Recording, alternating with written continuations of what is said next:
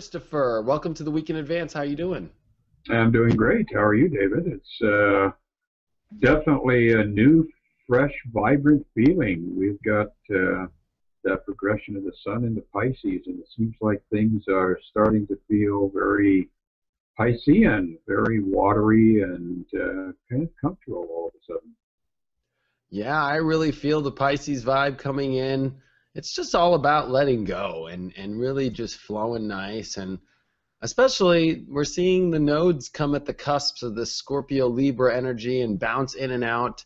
And that's so exciting because this really is a big page turner in our lives. And of course, I would think that the universe would wait till this Pisces season and the sun getting close to Neptune, which we're going to talk about this week, to bring that new page turner in.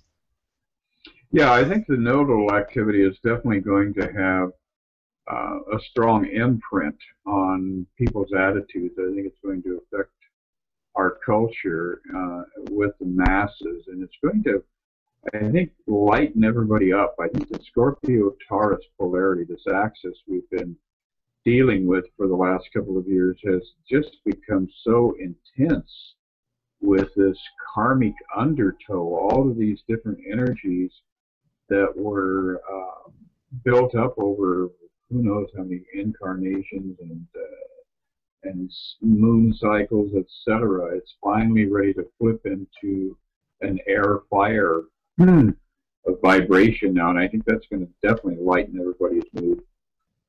Yeah, I think this is a saving grace, especially because we're in a Pluto-Uranus square. You know, that's a very tense, long-term angle that we're all going through, one that was around during the Great Depression, even though this one is a little bit different because Pluto's in Capricorn, not Cancer. But having the node switch really does help us bring this fire and air to the equation, which will dry things out, which is almost like the new there. And Libra is a sign of peace and harmony. And if you want to go even more esoteric, sunset. It's the energy of sunset. It's that energy of, you know, especially if you kind of go backwards, now we're going to be on the upper half of the astrology chart as the North Node's going to go through Libra and all of these great signs that have to do with basically the sun being at its peak energy. So I think we have come out of a very deep cycle that if you notice the way that the 2012 cycle happened, even though you step into December 21st, 2012, there are all these other cycles that keep hitting us, one after the other. And every, you know, 5-6 months or so, we keep getting this, okay, finally that one's let go, and then finally this one's letting go. And this one is one of those ones that I think will finally start to break us a little bit more free in our feeling, even though there is this tension still around of a Pluto-Uranus square. I think this adds to going with the flow a little bit better, you know? Exactly. Well, one of the things that has been happening with Saturn has been advancing through Scorpio and has gotten out of that position where it was feeding a lot of Saturnian energy into both Pluto as well as Uranus. So that additional level of stress is going to really lighten up. We're going to finally see, you know, even though Saturn will ultimately retrograde before too much longer, it's not going to be the key player that it was last year and the year before. So again, a lot of the tension is starting to lighten up, and I think a lot of lessons have been learned.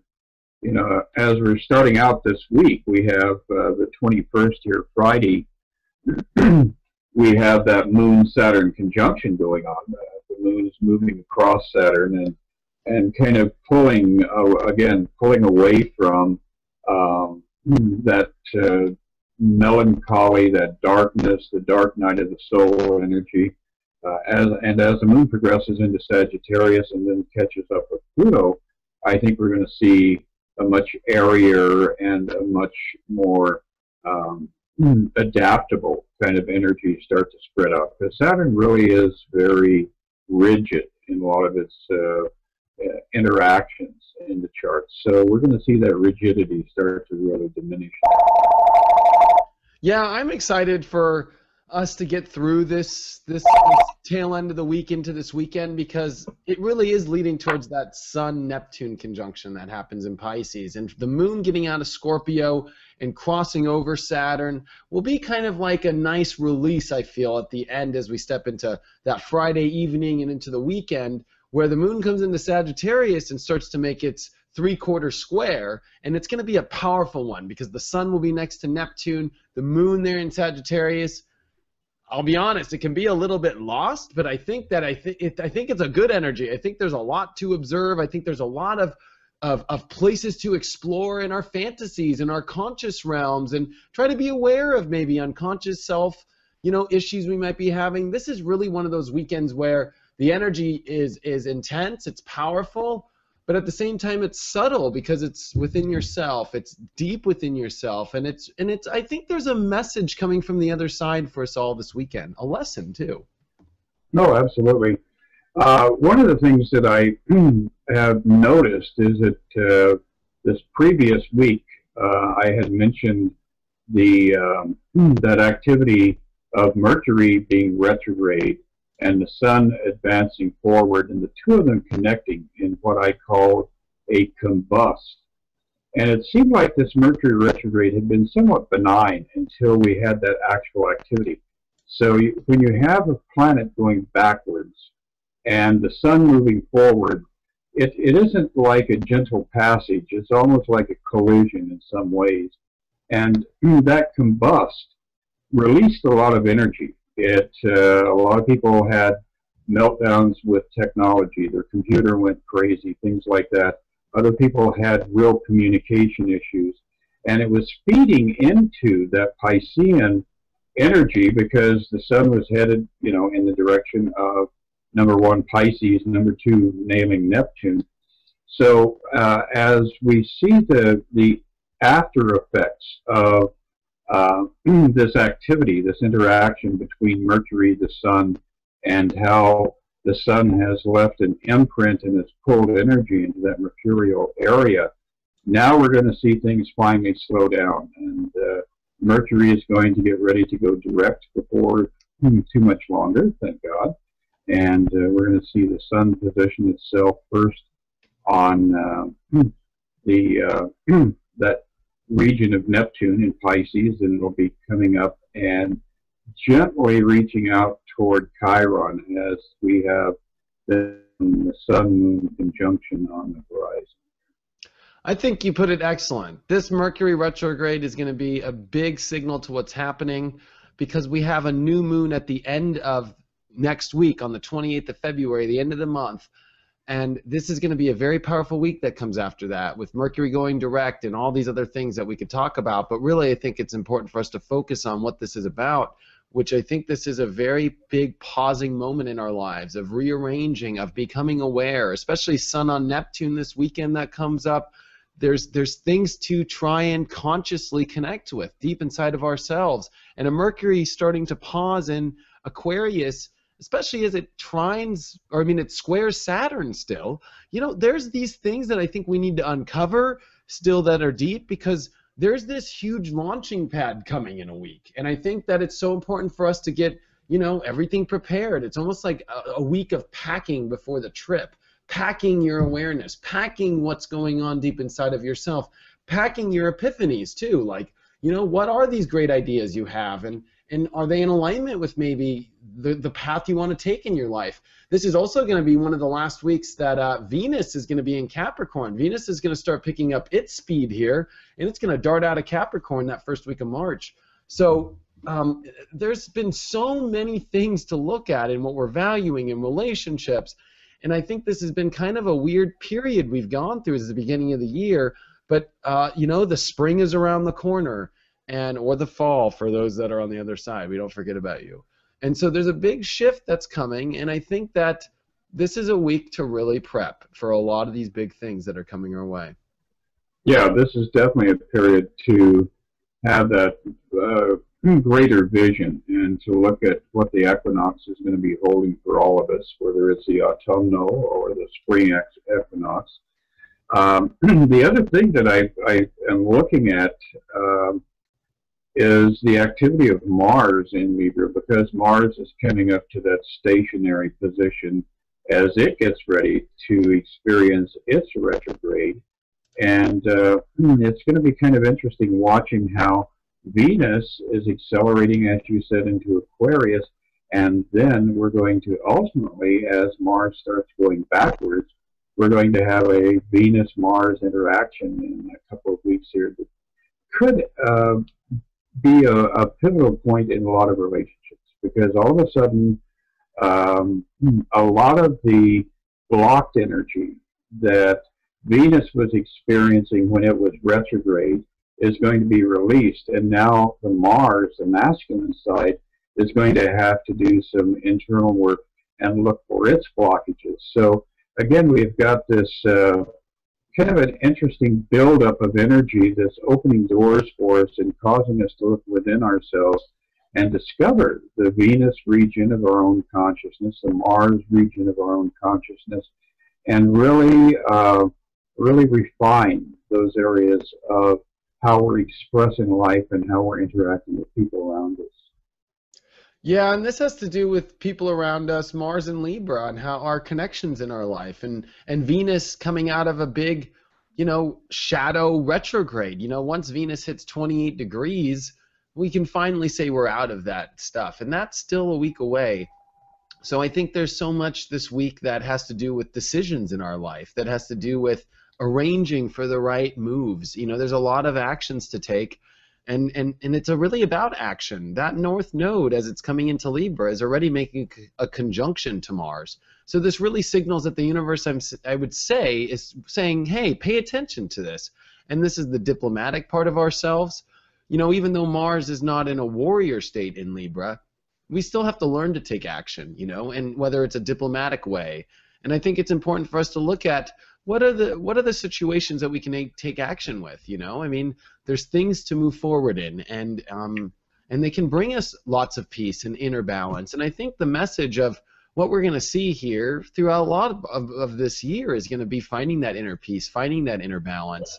And I think that's kind of the signal of this week is, are you sure everything in your life is in that inner peace place? Especially, that's what Pisces is all about. Pisces and Libra are actually very similar. And I think they're very similar in the way of finding peace, finding harmony, finding a deeper meaning too, and outside of yourself.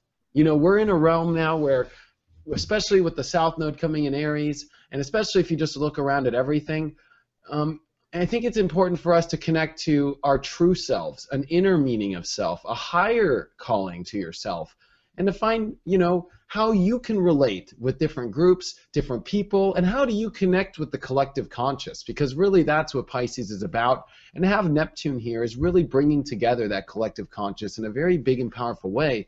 But where do you fit in there? That's what I think Mercury's trying to find in Aquarius is, that Aquarius energy is the group. It is where you fit in society. And I think there's a lot of questions of where we all fit in this one, where we all fit in this collective conscious state, and how do we vibe well, and how do we not push an ego, but push a self that relates with others so well. Well, absolutely. And then in addition to that, we've got all this activity of, once again, Chiron coming into play. Chiron is the planet or the asteroid, or however you want to define it, that really calls upon us to surrender our own pain, to surrender our own fear, to surrender our unhappiness. And Jupiter has been really tugging at that 10-degree point where it's been setting for a few days now on Chiron in Pisces at 12 degrees. And so as we're watching the sun move forward and Jupiter getting ready to start to advance as it goes direct, we're really going to get like that final burst of release energy that Chiron has been trying to identify and surrender. And I think, again, the important word here is surrender, because it's not something that you consciously, actively extract from yourself. You allow yourself to slide into that space where you can be healed in the deepest sense of the word. That's exactly what the universe is pointing everything towards. That no matter, we could talk about Mars retrograding, we could talk about, all these different things in a chart and ego and all that, but I think the deeper meaning is surrender, surrender to a higher calling. And I think that that's what these times are, is starting to see if you can align your life to where you could float down river and not have to work so hard and not have to be stressed so much and not have to be so, overworked. Neptune is in Pisces, and I think that shows that this is where we must connect. It's not about this reality. There needs to be fantasy again on this planet. This planet, I think, believe it or not, if we kind of want to go way out there, has seen much more magic. And I think that it's important for that magic to come back on the planet, in all of our lives, in society. And I think there's a calling in all of us now to have more of our inner creative outlet out, to see music thrive, to see art thrive, to see, things that deal with a higher state of consciousness come out. And that's what this is all about on the deepest level, is trying to connect the world with that.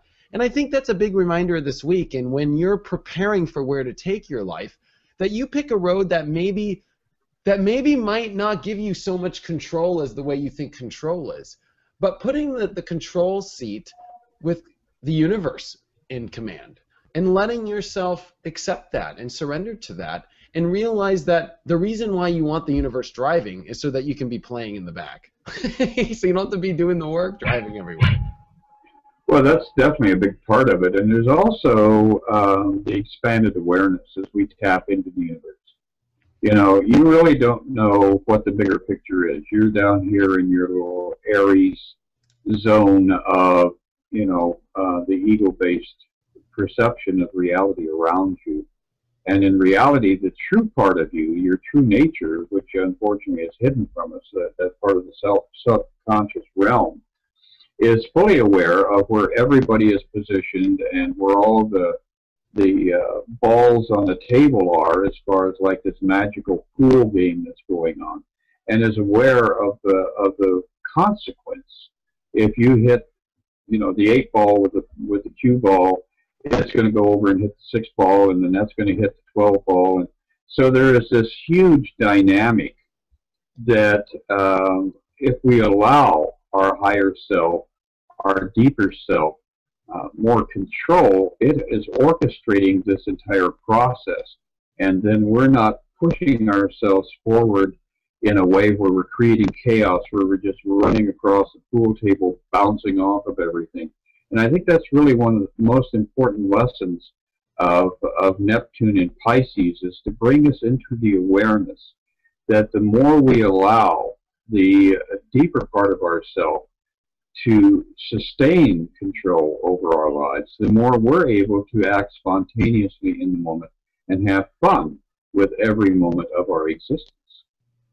Yeah, and that's Pisces. It's about having fun. It's the fish. I mean, I don't know what Pisces that takes everything too seriously. I've never met a Pisces that takes it too seriously, because they know that it's this beautiful aspect of the inner soul being able to be free. And I think Pisces also represents that state of true freedom. Even though I think Aquarius thinks freedom is free of restriction, I think Pisces represents and understands that, true freedom is the ability to go infinite and surrender into wherever that goes, because this universe is infinite and who knows where it will take you.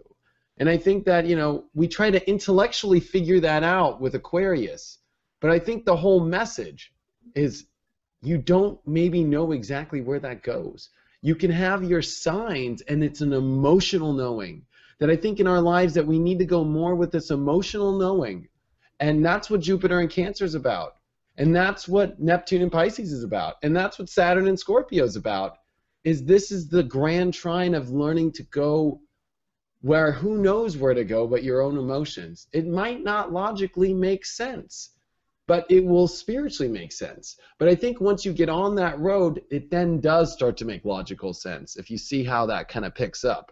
That I think that you can't lead with your intellect first anymore. You have to lead with this emotional knowing, and then have the mind follow that. Exactly. We are seeing a societal shift For the last 500 years here on Turtle Island, you know, with the invasion of the European colonists that came here, we had all this linear thinking. Prior to that, the tribal peoples on Turtle Island survived on intuition and on synthesizing the ability to analyze with the ability to feel experiences also. And for at least 300, I'm thinking more realistically like 500 years, we have had this onslaught of linear thinking that has been doing a huge amount of destruction and has not really paid a lot of attention to reclamation and restoration. As we are seeing, you know, the Piscean thing happen with Neptune, we're seeing the Plutonian thing happen with Capricorn, and good old Saturn down there sitting in Scorpio. We are beginning to realize that linear thinking is not the answer. It's part of the equation, but it is not the answer, because in many ways it becomes very ruthless, and it consumes until nothing is left. And gluttony is no longer an acceptable attitude as we continue to populate the planet. I mean, it just isn't going to work. And we're seeing the planets align themselves to give us this very important message about how we should conduct our lives and how we should leave no lasting imprint on the earth. We want to be like a feather floating across the earth. That's really the direction that these planets are presenting to us. Yes, a one feather. No, the whole thing is the old way is done, and I think we highlight that a little bit this week in ourselves, old systems, because the moon will come into Capricorn Tuesday, Wednesday, and it will hump over in the middle of this cardinal cross. And boy, let me tell you, there's a cardinal cross forming, especially as Uranus and Jupiter are in a big square, and this deals with, you know, outlets, I think, because I think Jupiter and Uranus are the two people, or the two planets that are about outlets, whether you outlet yourself through knowledge. And even Uranus is a very knowledgeable planet, but I think it's an outlet through, you know, where you can disconnect from and reinvent. And these two are squaring, that there's many outlets in our life that want to pull us into these great, amazing directions that are more on target with what we want, more on target with better comfort levels, but there's this Pluto. There's this, I'm holding on to these old systems of control. And I think you're right, the linear thinking can sometimes really get us into thinking that we got control because we know logically. But that's going to screw you over. And I think this week you will start to be proven that. This could be one of those weeks where it just proves to you, even though it's very non-activity. I mean, let's be honest. I mean, I think there's a bigger activity coming in the week after this. But it's trying to unveil to you what to pack and what not to pack so you get ready for your journey. And one thing not to pack is the feeling that you might logically know what's going to happen and that you're trying to control it all.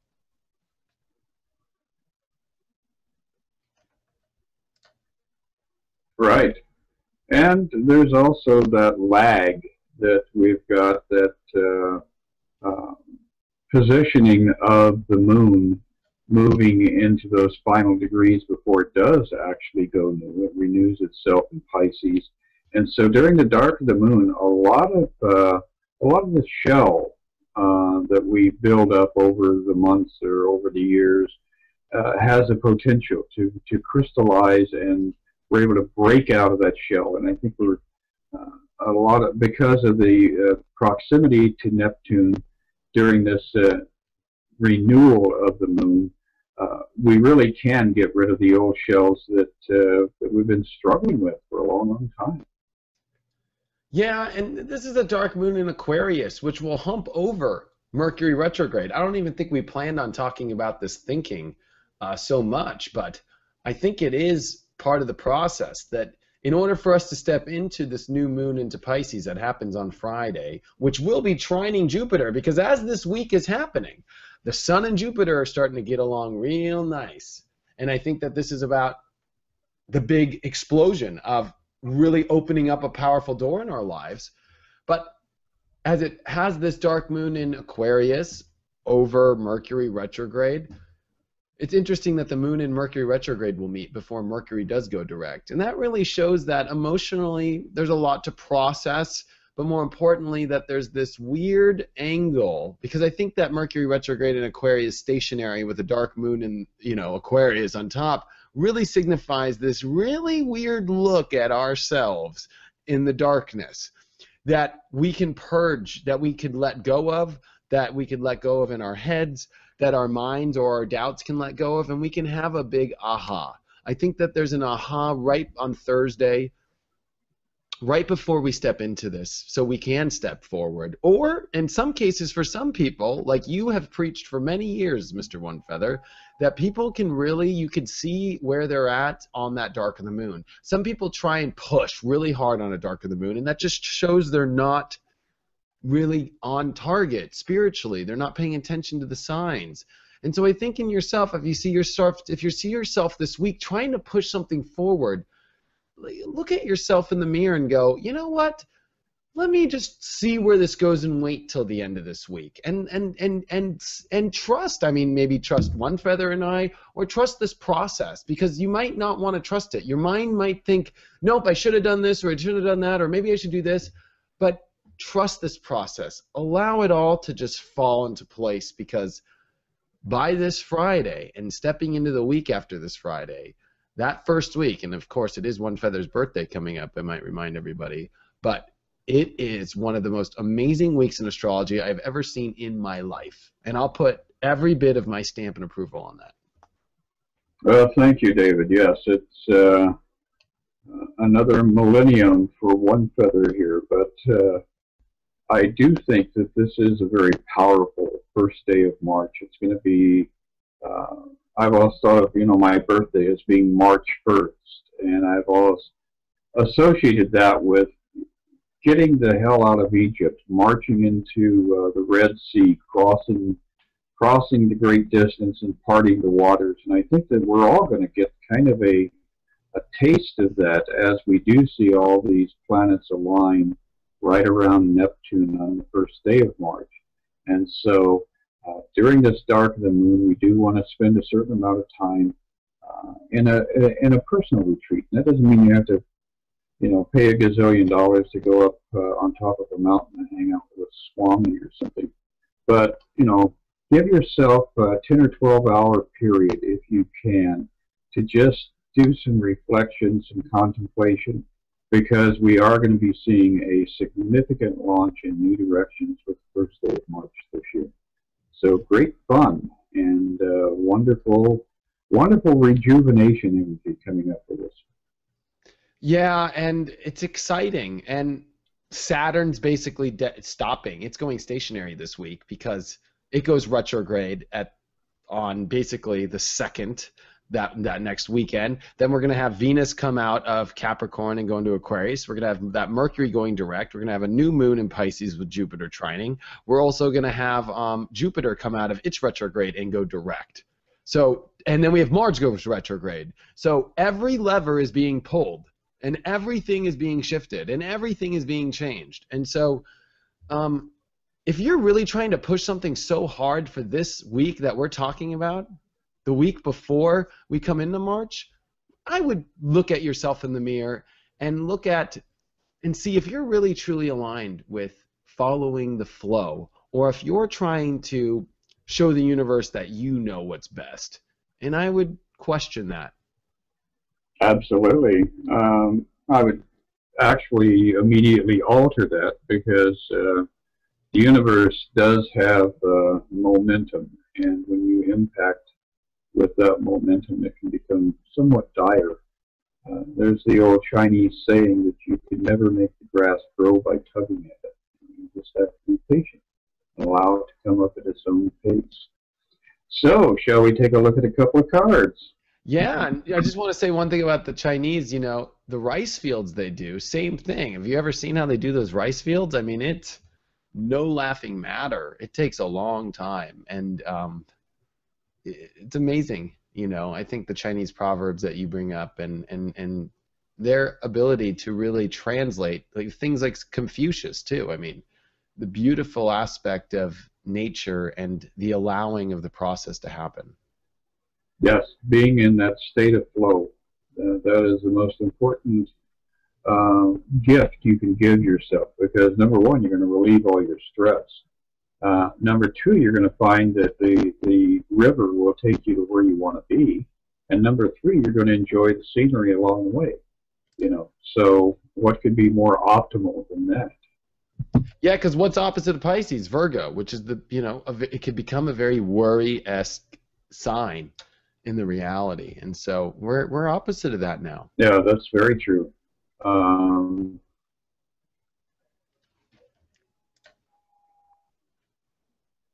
what did the cards say? Okay. Well, first card up, interesting. This is a great card for this week of build-up. We've got the Wheel of Fortune, and the wheel is spinning. And if you are in flow with the universe, if you're giving allowance for the karmic activity, getting rid of the old, bringing in the new, and allowing yourself to flow with change, which is really what this entire episode has been all about, then you're going to find that doors open for you, and the weekend is going to be a very gracious opportunity to just relax, enjoy, and meet some new people and have some fun. The next card up is the Knight of Swords, and this I interpret as that activity of Mercury going direct and building up its energy to go direct. Because when you stop and think about it, if something is going retrograde, it has to slow down and then stop and then turn around. And we're going to really begin to see the effect of Mercury going into that state of stationary over the weekend as it prepares itself to advance and move forward. So a lot of lost communication from the last couple of weeks, I think, is going to show up over the weekend. The universe, the cards, are telling us that we're entering into a period here this next week where we do need to be patient and to practice our spiritual practices. This is a Four of Swords, and the Four of Swords is all about meditation, releasing the past, and coming to that place within where you're at a point of stillness and a point of giving allowance for, as Jesus said, the peace that passeth understanding. And that deep inner peace is available to you. Go on that mystical journey. Close your eyes for a while, and you will discover that the Spirit is always right there on the threshold, waiting to communicate to you in a personal way. This next week, it doesn't really look like there's going to be a lot of issues come up. This is the Six of Swords. Smooth sailing, invisible forces around you. So, again, this is a card that reminds us to invoke our angel guides, our animal guides, our, whatever spiritual modalities that you like to work with. If you want your guardian angels to show up, give them a call, reach out, say a prayer, and do that invocation, and they will guide you through this next week with ease. And then as we prepare to make this shift, as the sun and moon are getting ready to come to conjunction next Friday, Saturday, Sunday, we're going to begin to see rewards and payoffs. The fruit is about to come into fruition on the vine. We've got the Seven of Pentacles. So we're getting very close to the big payoff. And if we've been doing our work in the appropriate way, we're going to see a huge amount of reward appear on the horizon. Wow, those cards went perfect with what's going on. I think this weekend is definitely the excitement, that Wheel of Fortune, that Knight of Swords. The Knight of Swords is one of my favorite cards because it definitely means things are happening. And that Moon in Sagittarius over the weekend, squaring all that Pisces energy, can be a lot happening in our minds, in our fantasies, and you can really lose yourself in some powerful adventures, I think, this weekend. And I think this week, as things do calm down and the moon does slip into Capricorn and so forth, there is a lot to process. There's a lot of things to purge. And I think the cards played out perfectly on how, it is this week, I think, of the real dissolution. I think this weekend, though, definitely brings some fun and excitement. And then I think we get prepared for Friday where, wow, whatever you have planned for that next week and everything, there are some powerful things going down.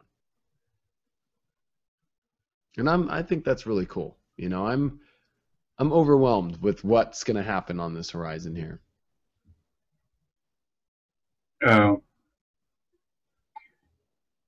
living in a state of anticipation, because in many ways this is like the delayed Christmas. You know, it's that kind of energy. What's inside the package? We've been waiting, and this could be our second Christmas event during this period of winter. So get ready to embrace that inner child and experience a wild abandon as you rip the paper off the packages and start playing with toys that Spirit is going to bring to you. It's exactly that feeling. I've been waiting for this for a long time. The other thing I'm waiting for is Jupiter in Leo, but I'm a little biased because I'm a Leo. But, you know, I think this is also getting ready, and we didn't talk much about it. But Jupiter is going to be a big part of the story again soon. And this was probably one of the best Jupiter retrogrades I've ever felt. And I think that shows how well Jupiter does do in Cancer. You know, usually Jupiter retrogrades can get a little bit tiring, and they can be, you could be waiting for good things to happen. And this one delivered good news even in a retrograde. And I think what we're going to see out of this direct motion that comes here in the following weeks is a huge surge in all of our lives. And a Mars retrograde puts us into an interesting portal that usually takes 2 years to happen. And then when you follow every sign, it's been a long time since we've had Mars retrograde in Libra.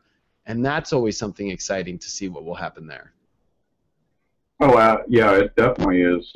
Because Mars is very happy in Libra. Mars likes to play with knives, and Libra likes to play with knives and bright, shiny things. And so Mars doesn't mind hanging around for a few extra weeks in that Libra energy, and we're definitely going to see a lot of masculinity issues come up with this retrograde, because Libra is a very masculine sign, and Mars, of course, is the planet of masculinity. So it's going to be kind of fun watching how people around us go through positive transformations as they're challenged a little bit on that aggressive side of the personality.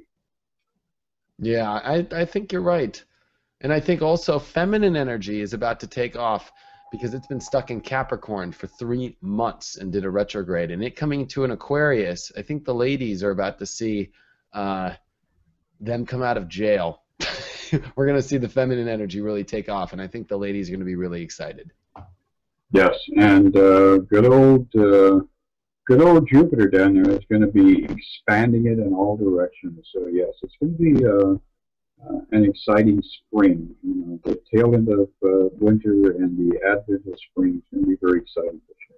Yeah, and I will say this, and even though I'll say this for the next show, Mars going retrograde, especially having Venus come out of its whole entire retrograde and come out of Capricorn right when Mars goes retrograde, the ladies are going to need to be there for the guys, because Mars retrogrades are not easy on men. Especially very masculine men. I'm a very masculine dude. I usually have difficulties with Mars retrogrades. And I'll be honest, you know, the ladies were there for me on my last Mars retrograde. So I put that out there, that, you know, if you're a dude out there, be prepared and don't be afraid to accept help. Don't be afraid to, you know, have some women help and comfort you. I think that's going to be important, because the women are going to be there and they're going to be rejuiced really well.